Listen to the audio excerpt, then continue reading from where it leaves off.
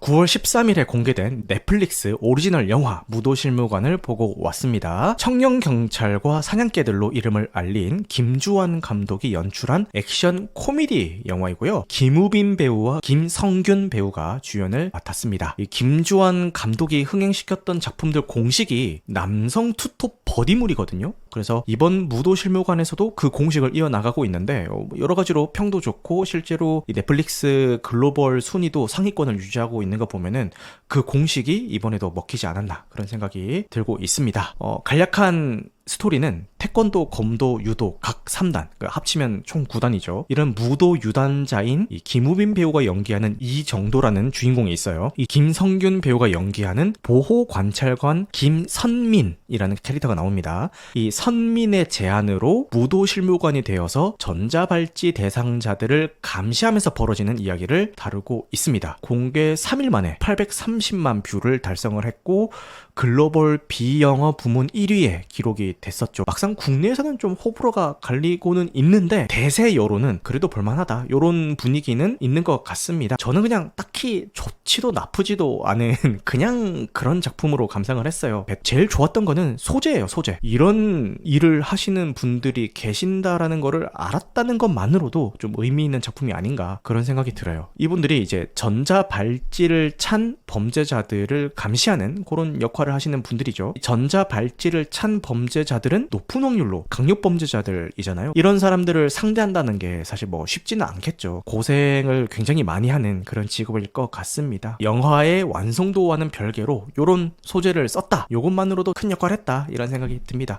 그리고 배우들의 연기도 좋아요. 이 버디물 장인이 만든 작품답게 이 정도, 선민 요 두 캐릭터의 케미도 굉장히 좋았고 무엇보다 이 김우빈 배우가 본인과 어울리는 캐릭터를 좀 찾았다라는 느낌이 들더라고요. 서글서글하고 능청스러운데 양아치는 아니면서도 좀 듬직한 그런 느낌을 낸다라는 게 이게 쉬운 게 아닌데 이 김우빈 배우가 가지고 있는 그런 이미지들과 요 캐릭터의 이미지가 잘 만난 게 아닌가 그런 생각이 듭니다. 범죄자들 캐스팅이 진짜 좋았다라는 생각이 들어요. 이 메인 빌런이 등장하기 전까지 좀 에피소드 형식으로 나오는 자잘한 그런 범죄자들이 있거든요. 범죄자들을 연기하는 이 배우들이 되게 생소한 배우들이에요. 전자발찌를 끊고 도주하고 진짜 저런 범죄자가 있을 것 같다 이런 느낌이 잘 살게끔 연기를 너무 잘 하시더라고요. 그분들의 열연 덕분에 이런 주인공들의 활약이 좀 더 돋보이게 된 게 아닌가라는 생각이 들어서 야 범죄자 캐스팅 잘했다 이런 생각이 들었습니다. 불호를 이야기하시는 분들도 그래도 액션은 좋았다 이런 이야기들을 많이 하시거든요. 일정 부분은 동의를 합니다. 일단 타격감은 잘 살렸어요. 이 감독의 전작인 이 사냥개들에서도 마찬가지였는데 이 복싱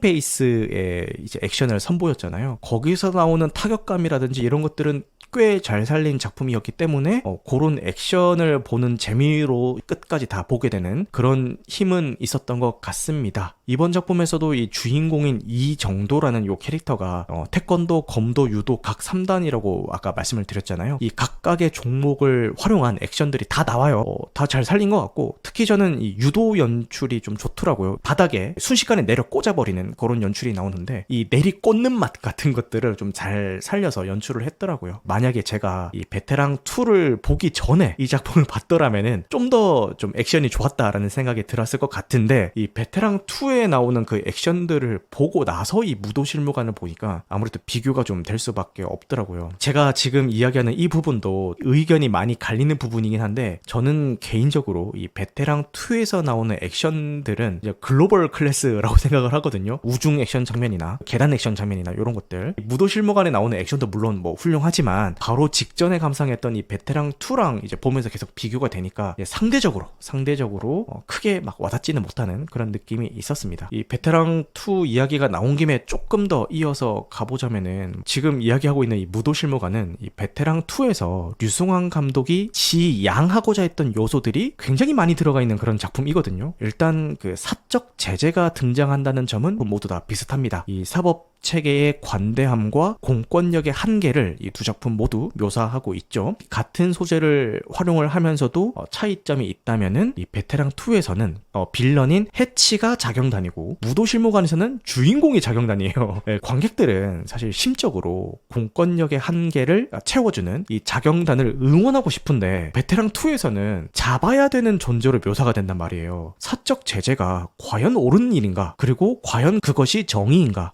라는 질문을 이제 던지고 있고, 무도실무관에서는 대놓고 주인공이 자경단이기 때문에 응원해야 되는 그런 존재로 나오거든요. 어느 쪽에 더 공감하냐에 따라서 두 작품에 대한 평가가 좀 갈릴 수 있겠다라는 생각은 듭니다. 재미로 따지자면 무도실무관이 더 통쾌하고 재밌었다. 요게 좀 대세 여론인 것 같기는 해요. 그리고 빌런에게 서사를 부여하지 않는다. 요 점도 두 작품이 좀 비슷한 그런 요소입니다. 베테랑 2에서도 해치가 왜 그런 사적 제재를 하고 다니는가, 여기에 대한 뭐 사연이라든가 이런 묘사가 없잖아요. 무도실무관도 마찬가지죠. 여기 나오는 이 크고 작은 범죄자들이 사연이 없어요. 그냥 나쁜 놈이에요. 어린 시절에 이런 사정이 있어가지고 그때부터 삐뚤어지기 시작했고 뭐 이런 묘사는 일절 없습니다. 요즘 추세도 그렇고 제 개인적인 선호도도 그렇고 이 악인에게 굳이 사연을 붙이지 않는 쪽이 더 좋아서 그런 면에서는 두 작품 모두 다 좋았던 것 같습니다. 이 빌런을 다루는 방식에서는 이 두 작품의 차이가 좀 있어요. 일단 이 무도실무관은 선악 구도가 명확합니다. 누가 봐도 빌런은 나쁜 놈이라고 생각될 수가 있게 이 작품상에서 이 빌런이 저지르는 이 악행들을 쭉 전시를 해요. 간단해요. 이 빌런과의 영웅은 명확하게 정해져 있고 영웅은 그냥 빌런을 때려잡으면 되는 거거든요. 관객들이 아유 저 나쁜 놈 저거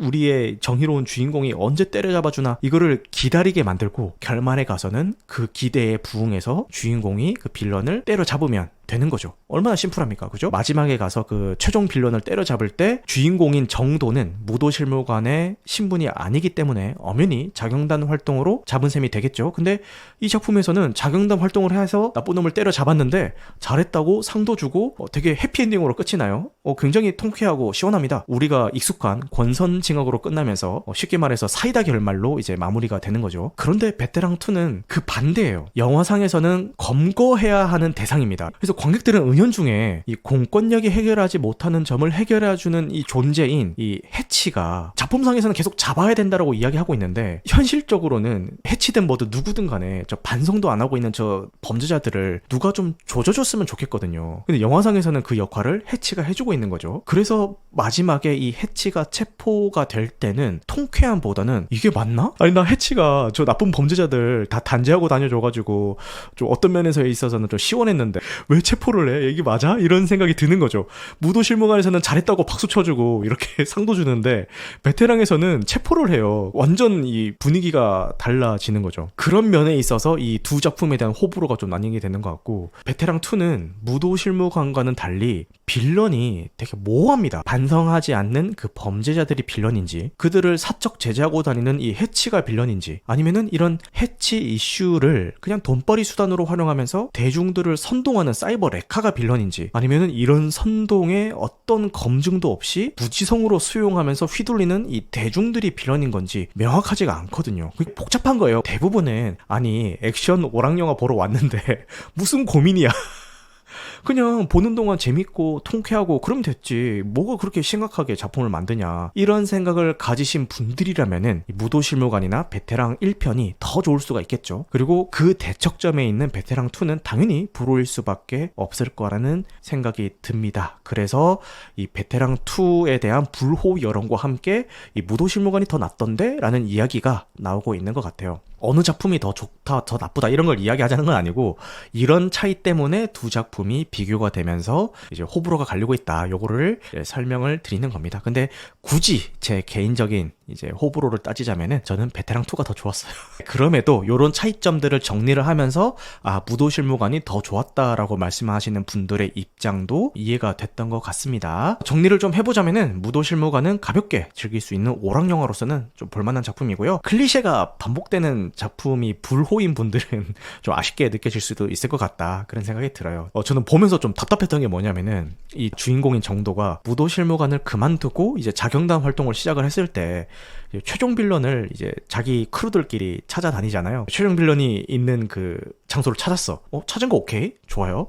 찾았으니까 빌런을 제압하러 들어가요. 제압 시도하는 거 오케이. 근데 제가 만약에 이 정도의 입장이었더라면은 내가 빌런을 제압하러 들어가기 전에 신고라도 해놓고, 심지어 수배령까지 떨어져 있는 빌런이었잖아요. 지금 수배령이 내려져 있는 그 범죄자를 어디에 있는 것 같아서 내가 찾았는데 빨리 와주세요 라고 신고라도 해놓고 이렇게 제압을 하러 들어갈 것 같은데, 정말 순수하게 그 몸빵으로 들어가서 이 빌런을 제압을 한단 말이에요. 마석도처럼 시원하게 막 압도적으로 제압하는 게 아니라 굉장히 고전 끝에 이제 제압을 하게 되죠. 주인공의 활약을 부각시키기 위해서 그런 묘사를 한 게 아닌가 싶은데, 굳이 따지자면 그런 거고, 오락 영화에서 이런 게 뭐가 중요하겠습니까?